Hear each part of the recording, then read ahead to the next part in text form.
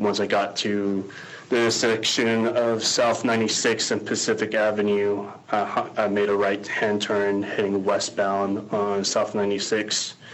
Right as I made that right-hand turn, I saw Officer Collins' SUV in the distance. Something that was really weird that I noticed that put a little bit more, made me want to get there slightly quicker, was that it was just in the middle of the roadway, just like it was just regularly driving, but it was stopped. Its emergency lights weren't on, only its back embers were lit, kind of just signifying it was a caution. But as we got closer to the vehicle, I think we were approximately 3 or 4 blocks out. I kept asking, I remember asking Officer Ford, I was like, do you see them? Where are they? Do you see them? And we did not see them at all, which was really unsettling as you're coming on their vehicle and you don't see them. Finally, as I drifted off, I basically shaded off more to the right side of the SUV. I saw 3 individuals about 10, 15 feet in front of the vehicle. Which vehicle? In front of their patrol vehicle, almost in the intersection of South 96 and Ainsworth.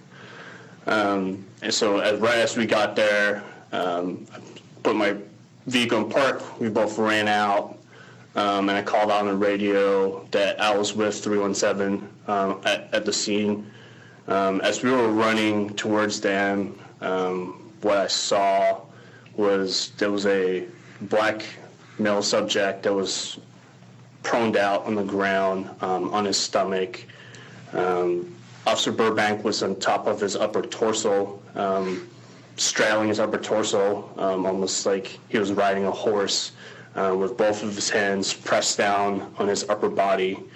And then I saw Officer Collins trying to secure both his legs, and his legs were kicked out almost like in a prone position. You talk about the subject's legs? You got to describe it. Yeah, the subject's legs. Trying to secure the subject's legs. Officer Collins was trying to secure the subject's legs. The unsettling factor to it was, to put some context to it, I've been in situations with Officer Burbank and Collins, and they both were really good officers that I look up to. Officer Burbank's about 5'9", 180 pounds approximately. Officer Collins is about 6'1", 6'2", about 210, 220 pounds.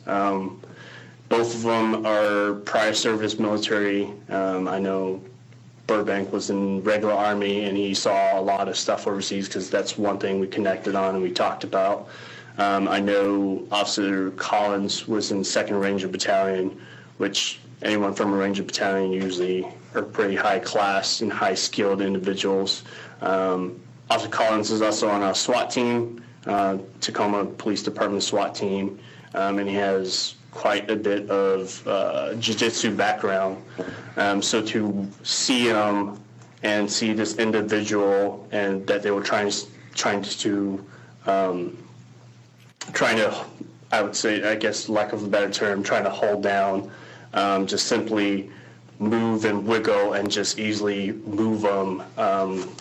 I guess the only thing I could relate it to was this individual was throwing them around like rag dolls. Officer Collins was trying to secure the subject's legs, and he was having a really hard time. So as we ran up, the first thing I asked him was like, "What do you need from us?" And Officer Collins responded with, "We need hobbles." And I said, "We don't have hobbles. Let's just secure his legs. Let's help you secure his legs, and we can go from there."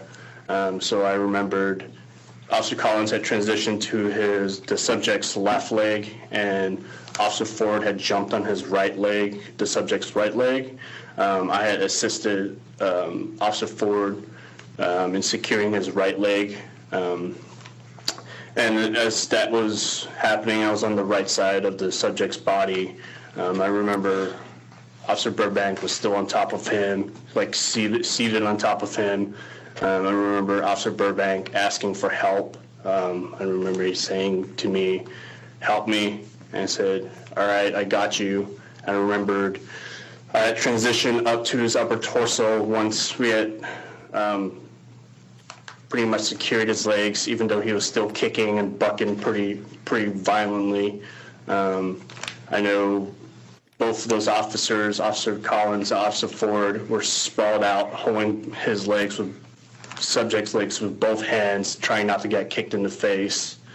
I remember right before I transitioned to his upper torso, me and Officer Ford checked to make sure his cuffs, like his hands were completely cuffed up. I remember the handcuffs that were on him were silver Peerless handcuffs that were on him. We made sure they were completely secured so that his arms couldn't break free from the handcuffs.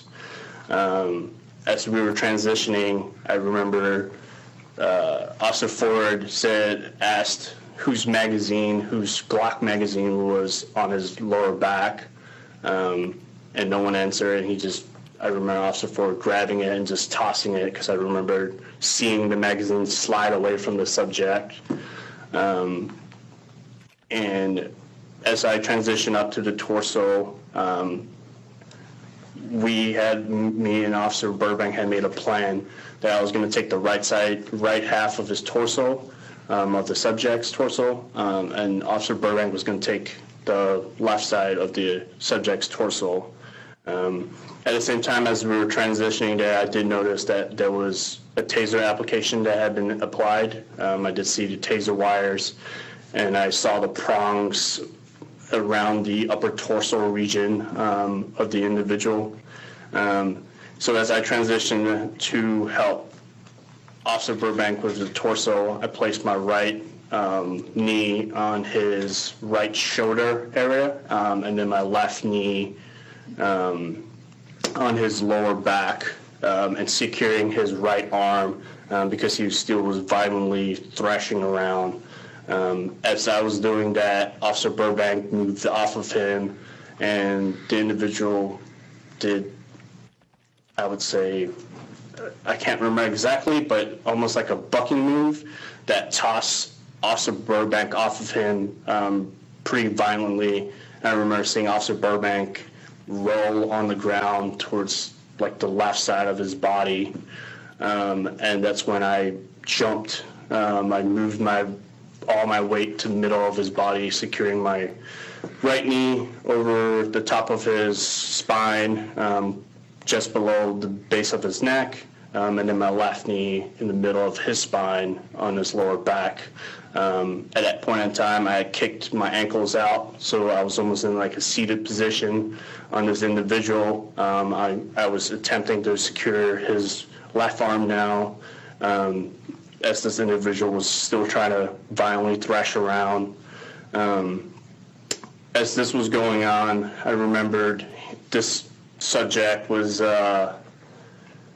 he was making really strange animal grunting noises, and I thought that was super weird. And even before like I could even control his whole entire torso, I remember all four of us grabbing onto this individual, and as he violently, the subject violently thrashed around, I remember he was doing almost like a wiggle, like a worm. And as he was doing that, he was pulling all four of us across the roadway. I remember thinking to myself that I kind of was in a situation where I didn't really know what to do. One of the thoughts that came in my head was, this might not really end well for all of us if this one individual can take all four of us and move us, even though he was in handcuffs. And I guess kind of a side note to that was a couple days prior to that, I was in a physical fight with an individual for approximately 5 minutes that was about the same size as this individual. And I just by myself was able to successfully placed the subject in custody and placed him in cuffs by myself, which was really unsettling for me because this individual was throwing all four of us around, which from the prior fight, I thought we could have handled this guy, but I had doubts that this individual could have, if he was not properly restrained and properly held down, could have seriously hurt us. So once I was seated on the subject's back, placing my weight, like distributing my weight evenly across his torso, one of the things I thought was really weird was the first time I actually heard this subject even speak, and the first thing he said to me was, I can't breathe, I can't breathe. But he said it in a very, not in a distressed voice, in almost a very calm, normal voice, which I thought was super weird. I remember telling the individual, I was like, if you're talking to me, you can breathe just fine. I was like, I remember also instructing him, and like, if you stop struggling with us and if you calm down, I will release some pressure off of you.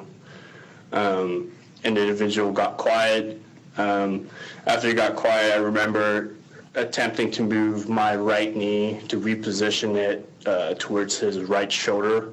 As I was doing so, the subject violently thrashed again, almost bucking me off of him, where I ended up repositioning my knee back to the original spot in the middle of his spine, kind of upper back spine area. I remember we just sat there till other officers could get there. I'm unsure who placed hobbles on him, but I remember seeing what appeared to be like a black, like flat rope with a silver carabiner placed on his legs, and some other officers helped secure the carabiner to his handcuffs.